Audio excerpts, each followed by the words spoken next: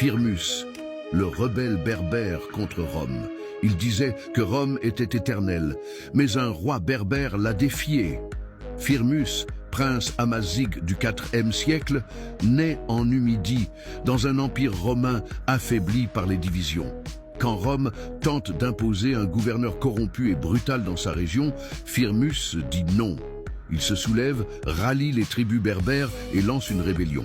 Avec courage et stratégie, il prend le contrôle des montagnes et des plaines, coupant les routes, tenant tête à l'Empire.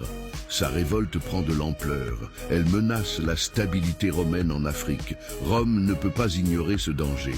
Elle envoie alors son meilleur général, Théodose l'Ancien. C'est le début d'une guerre totale, entre les montagnes du Djurdjura et les cités romaines.